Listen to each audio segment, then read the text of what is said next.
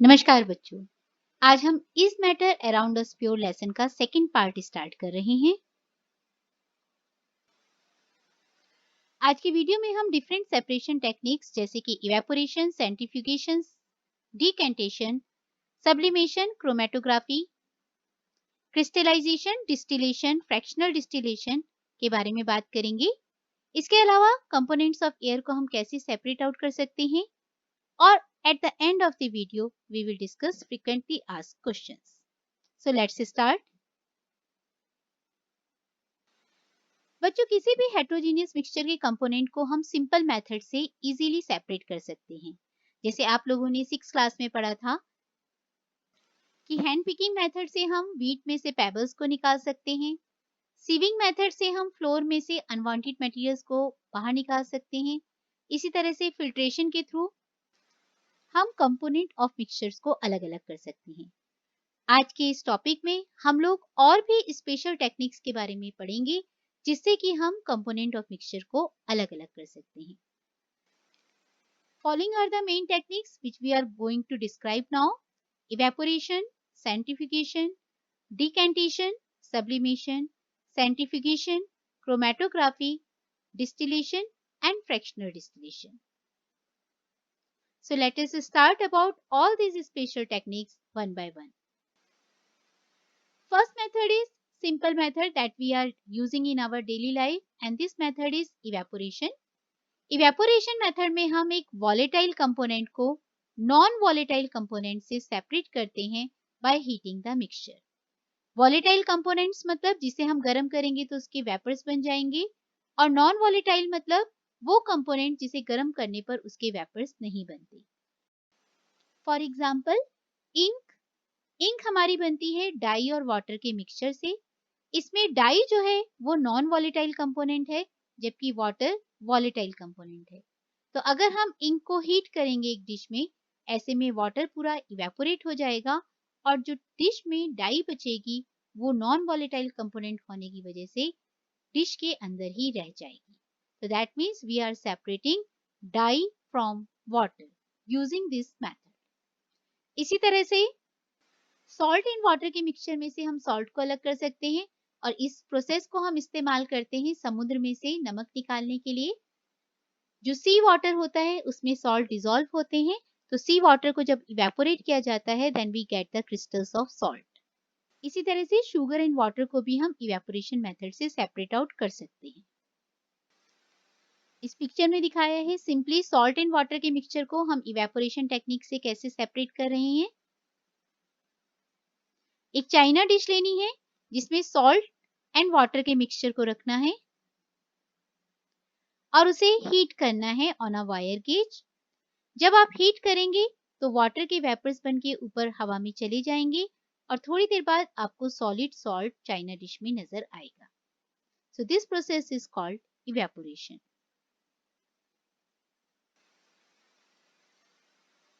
Second method को हम कहते हैं सेंट्रीफ्यूगेशन। इस मेथड में हम डेंसर और lighter particles of a mixture को सेपरेट करते हैं by using centrifugal machine. That means इस मेथड का सबसे मेन प्रिंसिपल है कि जो दो कंपोनेंट्स हैं उन दोनों की डेंसिटी अलग अलग होनी चाहिए। एक पार्टिकल डेंसर होना चाहिए और दूसरा उसके कंपैरिजन में लाइटर होना चाहिए। इसका एग्जाम्पल, अगर हम मिल्क को एक सेंट्रीफ्यूगल मशीन में स्पिन करते हैं बहुत ही फास्ट स्पीड में, तो लाइटर क्रीम मिल्क से अलग हो जाती है क्योंकि cream is less than as compare to milk. अब सेंट्रीफ्यूगल मशीन तो हम लोगों ने अपने घरों में देखी नहीं है, लैब में ये यूज होती है। तो ये एक सेंट्रीफ्यूगल मशीन का डायग्राम है। ये एक और अलग टाइप की सेंट्रीफ्यूगल मशीन का डायग्राम है। और अगर हम सिंपली इसे अपने घर में जो मिक्सर हम यूज कर रहे हैं उससे कंपेयर करें तो भी आप सेंट्रीफ्यूगल मशीन का काम समझ सकते हो। जैसे आपकी मम्मी कभी भी मिल्क को मिक्सर में डालकर स्पिन करते हैं तेज स्पीड में, तो आप देखेंगे कि क्रीम ऊपर ऊपर आ जाएगी और बाकी का मिल्क नीचे चला जाएगा। Both are both the component of mixture are separating from each other because they have different densities.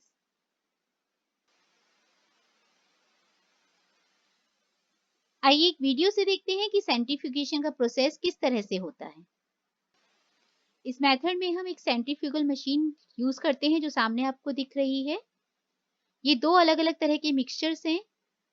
इन्हें टेस्ट ट्यूब्स में डाला जाता है जो कि सेंट्रीफ्यूगल मशीन में यूज हो रही है स्पेशल तरह की, और इन दोनों तरह के मिक्सचर को सेंट्रीफ्यूगल मशीन की ट्यूब्स में डालने के बाद हम प्रॉपर प्लेस पर उन्हें लगा देते हैं और तेज स्पीड से उसे स्पिन करते हैं। ये एक नॉर्मल हाथ से चलने वाली सेंट्रीफ्यूगल मशीन है। थोड़ी देर बाद इन ट्यूब्स को निकालकर जब आप देखेंगे तो आप पाएंगे जितने भी डेंसर पार्टिकल्स थे वो ट्यूब के नीचे जाके कलेक्ट हो गए और लाइटर पार्टिकल्स ऊपर की तरफ ही रह गए। देखिए कितना क्लियरली विजिबल है denser particles at the bottom of the tube. So this is how centrifugation process takes place. Decantation method, ये मेथड आप लोगों ने 6th क्लास में भी सीखा था। अगर आप सॉइल एंड वाटर के मिक्सचर को कुछ समय के लिए अनडिस्टर्ब छोड़ देंगे तो आप देखेंगे जितने भी हैवी पार्टिकल्स हैं वो नीचे सेटल डाउन हो जाएंगे और साफ साफ पानी ऊपर आ जाएगा, जिसे आप आसानी से धीमे धीमे टिल्ट करके गिलास को निकाल सकते हैं।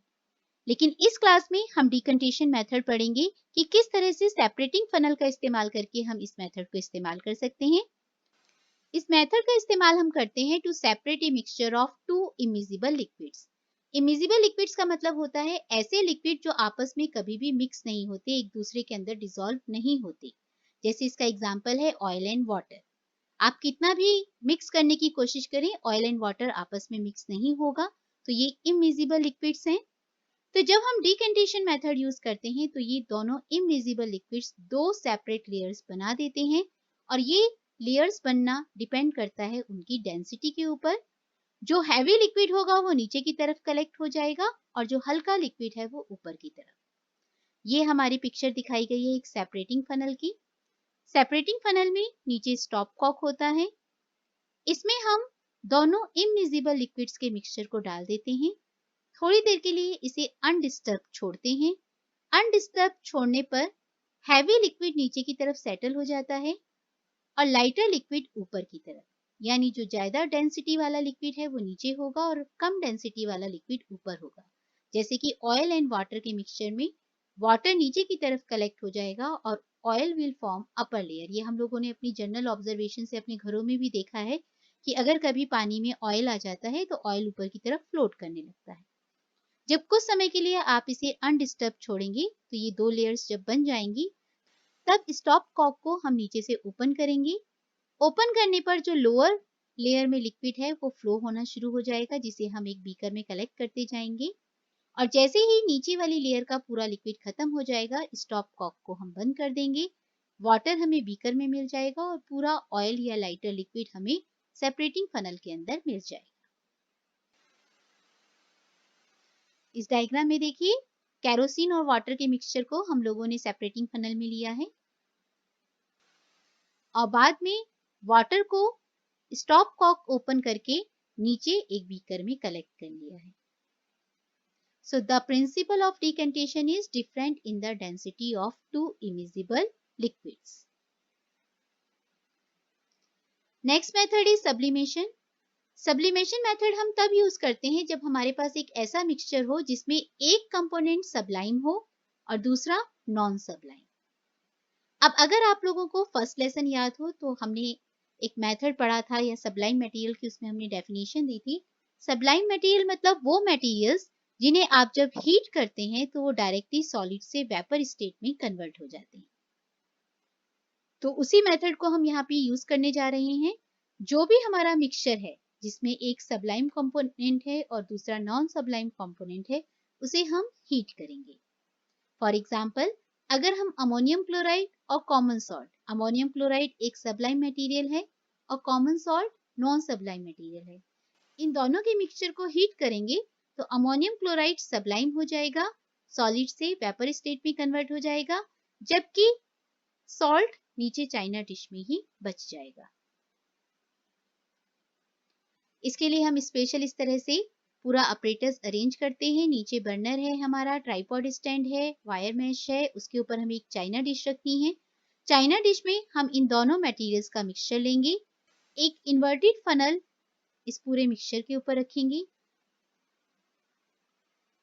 इसे कॉटन प्लग से बंद कर देंगे। जब आप हीट करेंगे अमोनियम क्लोराइड के वेपर्स बनेंगे।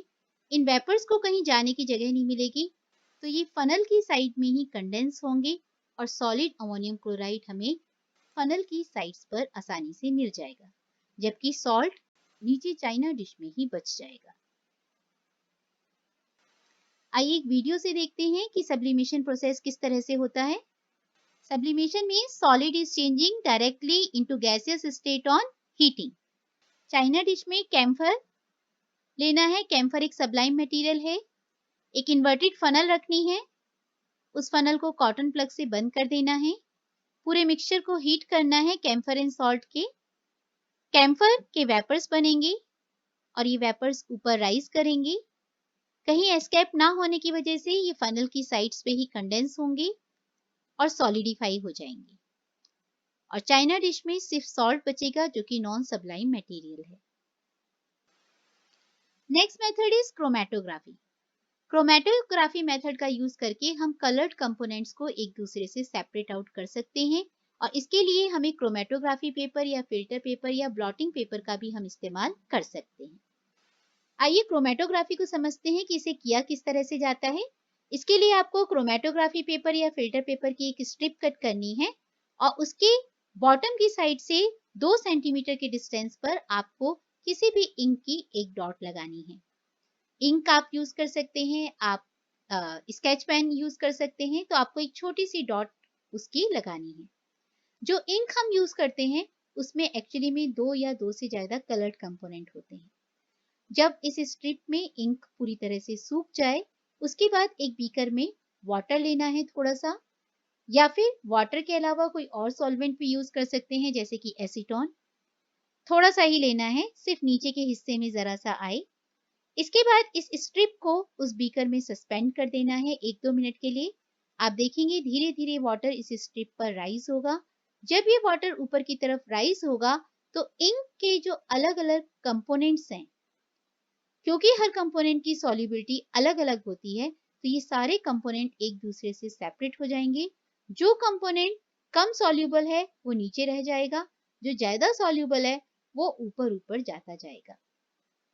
तो according to the solubility different components of the ink will get separated out from each other.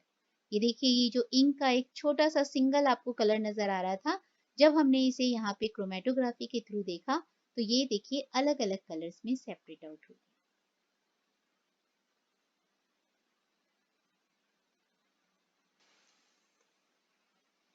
Crystallisation method.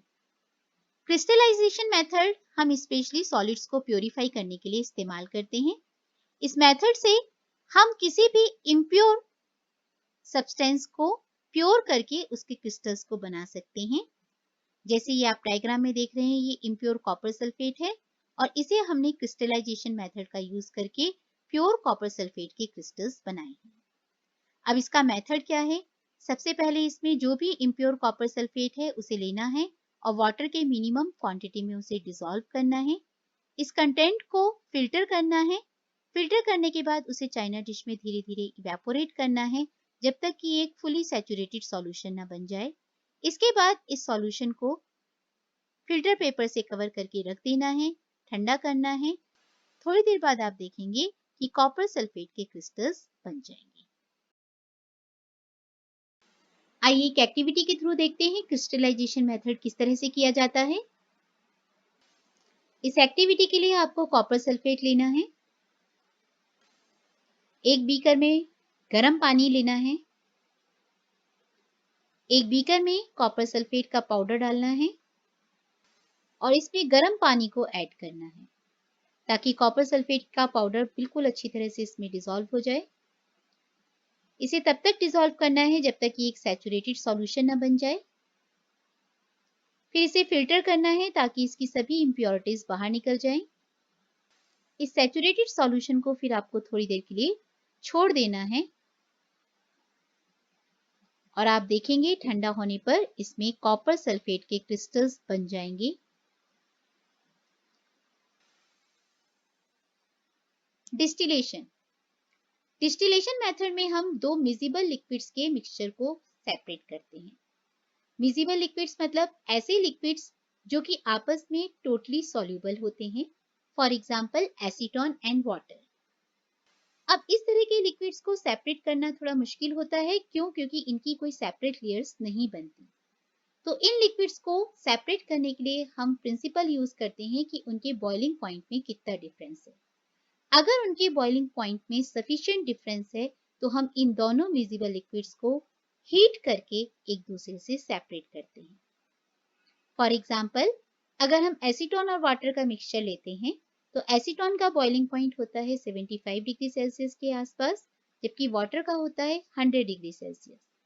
ऐसे में जब इन दोनों के मिक्सचर को हम हीट करेंगे तो एसीटोन के वेपर्स पहले बनेंगे क्योंकि इसका लो बॉइलिंग पॉइंट है, और वो डिलीवरी ट्यूब के थ्रू बाहर एस्केप हो जाएगा, जिसे हम कंडेंस करके निकाल सकते हैं अलग, और जबकि वाटर डिस्टिलेशन अपरेटस में ही बच जाएगा। ये डिस्टिलेशन का अपरेटस है। ये हमारा डिस्टिलेशन फ्लास्क है जिसके अंदर हम एसीटोन और वाटर या किसी भी दो मिजिबल लिक्विड्स के मिक्सचर को रख सकते हैं। नीचे हीट करने के लिए बर्नर होता है, tripod stand and wire gauge. यहाँ से हमारी डिलीवरी ट्यूब जाती है जिसके ऊपर वाटर की आउटलेट हमने दी हुई है, ताकि जो भी गरम गरम वेपर्स आएंगे वो कूल डाउन होंगे और कूल डाउन होके फिर से लिक्विड फॉर्म में कन्वर्ट होंगे और हम इसे यहाँ पे कलेक्ट कर पाएंगे। तो जब हीट करेंगे, एसीटोन के वेपर्स पहले बने क्योंकि लो बॉइलिंग पॉइंट है। ये वेपर्स यहाँ से डिलीवरी ट्यूब के थ्रू बाहर गए, कंडेंस हुए, फिर से लिक्विड बने और नीचे इस टेस्ट ट्यूब के अंदर हमें एसीटोन मिल गया, जबकि वाटर जिसका हाई बॉइलिंग पॉइंट था वो वेपर्स नहीं बना पाया और इसी डिस्टिलेटिंग फ्लास्क में बच गया। आइए एक एक्टिविटी से देखते हैं डिस्टिलेशन प्रोसेस किस तरह से होता है। इस मेथड में सबसे पहले एसीटोन और वाटर का मिक्सचर हम लोगों ने डिस्टिलेटिंग फ्लास्क में लिया, इसे इस तरह से पूरा अरेंज किया, मिक्सचर को हीट किया, एसीटोन के वेपर्स बने और ये वेपर्स कंडेंसर के थ्रू पास हुए, कूल डाउन हुए और लिक्विड एसीटोन में कन्वर्ट होकर एक बीकर में कलेक्ट होते गए, जबकि डिस्टिलेटिंग फ्लास्क में सिर्फ वाटर बचा। फ्रैक्शनल डिस्टिलेशन मेथड में भी हम दो मिजिबल लिक्विड्स को सेपरेट करते हैं, लेकिन फर्क ये होता है कि उन दोनों लिक्विड्स के बीच में जो बॉइलिंग पॉइंट का डिफरेंस है it is less then 25 kelvin. इसके लिए भी हम सेम डिस्टिलेशन एपरेटस जैसा ही यूज करते हैं, लेकिन एक अंतर यहाँ पे भी होता है, इसमें एक्स्ट्रा फ्रैक्शनेटिंग कॉलम यूज होता है जिसे हम फिट करते हैं between distillation flask and condenser.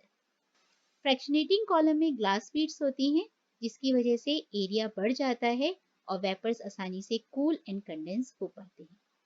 Fractional distillation method का हम यूज करते हैं पेट्रोलियम रिफाइनिंग में, और इसके अलावा एयर में से डिफरेंट गैसेस को सेपरेट करने में भी इस मेथड का इस्तेमाल होता है। इस पिक्चर में आप देख सकते हैं फ्रैक्शनल डिस्टिलेशन किस तरह से हो रहा है। तो देखिए सभी ऑपरेटर सेम वैसे ही हैं, डिस्टिलेटिंग फ्लास्क भी वही है, कंडेंसर भी वही है, सिर्फ इन दोनों के बीच में यहाँ पे हमारा फ्रैक्शनेटिंग कॉलम एक्स्ट्रा यूज हुआ है। फ्रैक्शनल डिस्टिलेशन मेथड का यूज हम करते हैं to separate the different gases from the air. जैसा कि आप सबको पता है कि air is a mixture of gases. बहुत सारी गैसेस हैं हमारी एयर में, ऑक्सीजन है, ऑर्गन है, नाइट्रोजन है। इन सभी गैसेस का बॉइलिंग पॉइंट डिफरेंट डिफरेंट है और देख सकते हैं आप इनके बॉइलिंग पॉइंट में बहुत ज्यादा डिफरेंस नहीं है। तो ऐसे केस में हम फ्रैक्शनल डिस्टिलेशन मेथड का यूज करेंगे इन सभी कंपोनेंट ऑफ एयर को सेपरेट करने के लिए।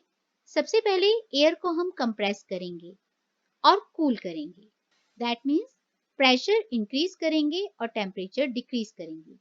इन दोनों इवेंट्स की वजह से एयर के पार्टिकल्स जो बहुत दूर दूर थे वो एक दूसरे के पास पास आते जाएंगे, ये प्रोसेस कंटिन्यूसली करते जाएंगे, जिसकी वजह से पार्टिकल्स इतने पास आ जाएंगे कि ultimately air will convert into liquid form. तब हम उसे बोलेंगे लिक्विड एयर। इस लिक्विड एयर को फिर हम धीरे धीरे गर्म करेंगे फ्रैक्शनेटिंग डिस्टिलेशन कॉलम में। हर गैस अपने अपने बॉइलिंग पॉइंट के हिसाब से अलग अलग फ्रैक्शनेटिंग कॉलम में सेपरेट हो जाएगी। So this method, so fractional distillation method can be utilized to separate different components of air, और इन सब का हम अलग अलग इस्तेमाल भी कर सकते हैं। जैसे ऑक्सीजन गैस को हम ऑक्सीजन सिलेंडर्स में इस्तेमाल कर सकते हैं, नाइट्रोजन गैस को हम फर्टिलाइजर्स बनाने में इस्तेमाल कर सकते हैं। So this method is quite useful for us. At the end of the video, let us discuss some frequently asked question. इस लेसन में आपने बहुत सारी ऐसी टेक्निक्स पढ़ी हैं जो कि हमारी डेली लाइफ में भी बहुत ही यूजफुल हैं। तो let's start. First question, name the technique which is used to separate butter from curd. तो इसके लिए हम सेंट्रीफ्यूगल मशीन का इस्तेमाल कर सकते हैं, या आपने घरों में देखा होगा मथानी का इस्तेमाल होता है या मिक्सर का इस्तेमाल होता है। बटर जो कि लाइट वेट है वो अपर लेयर फॉर्म करके सेपरेट हो जाएगा। Second, salt from sea water, इसके लिए हम इवेपोरेशन मेथड यूज कर सकते हैं। Next, camphor from salt, camphor sublime है और सॉल्ट नॉन सबलाइम, तो इन दोनों को हम सब्लिमेशन मेथड से सेपरेट कर सकते हैं। Next question, explain the following giving example chromatography. ये पूरा मेथड मैंने आपको एक्सप्लेन किया था, जिसमें कि हम डिफरेंट कलर्स को अलग कर सकते हैं from a mixture. Crystallization method, जिसमें हम इम्प्योर सॉलिड को प्योर क्रिस्टल्स की फॉर्म में ला सकते हैं। तो इन दोनों मेथड को आप एक्सप्लेन कर सकते हैं giving some suitable example. Next question, how will you separate a mixture containing salt, sand and ammonium chloride. From examination point of view ये क्वेश्चन बहुत ही इंपॉर्टेंट है। आपको salt, sand and ammonium chloride के mixture को अलग करना है। सॉल्ट, सैंड और अमोनियम क्लोराइड के मिक्सचर को जब आप हीट करेंगे तो अमोनियम क्लोराइड एक सबलाइम मटेरियल है, तो सब्लिमेशन मेथड से आप उसे सेपरेट कर देंगे। इसके बाद हमारे पास बचेगा salt and sand. Salt and sand को आप वाटर में डिसॉल्व करेंगे। सॉल्ट वाटर में डिसॉल्व हो जाएगा लेकिन सैंड नहीं होगी, तो फिल्ट्रेशन मेथड से आप सैंड को सेपरेट कर देंगे, और जो सॉल्टी वाटर बचा है उसे आप इवेपोरेट करके उसमें से सॉल्ट आपको मिल जाएगा। That means 3 different techniques we are using.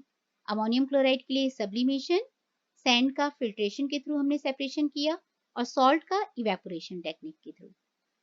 Last question, how will you separate a mixture containing kerosene and petrol, difference in their boiling point is more than 25 degree Celsius. अगर 25 degree Celsius से ज्यादा boiling point का difference होता है तो हम simple distillation method use कर सकते हैं, क्योंकि ये दोनों मिजिबल लिक्विड्स हैं। Next question, how will you separate a mixture containing kerosene and petrol? Difference in their boiling point is more than 25 degrees Celsius, which are miscible with each other. तो इसके लिए हम सिंपल डिस्टिलेशन प्रोसेस यूज कर सकते हैं, क्योंकि ये दोनों ही लिक्विड्स मिजिबल हैं। आज की वीडियो में इतना ही। इस लेसन की अगले वीडियो में हम डिस्कस करेंगे what are the different type of pure substances like elements and compound, उनमें डिफरेंस क्या है, डिफरेंट टाइप ऑफ एलिमेंट्स कौन कौन से हैं और उनकी प्रॉपर्टीज क्या है। आपको आज का वीडियो अच्छा लगा हो तो इसे लाइक करें, सब्सक्राइब करें एंड शेयर करें। Thank you.